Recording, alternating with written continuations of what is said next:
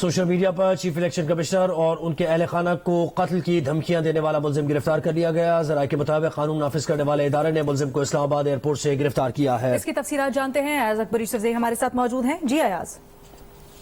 Airport پر قانون نافذ کرنے والوں کی اداروں کی کارروائی ہوئی ہے. سوشل میڈیا پر چیف الیکشن کمشنر اور ان کے اہل خانہ کو جو قتل کی دھمکیاں دینے والے جو ملزم تھا اس کو اسلام آباد ایئرپورٹ پر گرفتار کیا گیا ہے.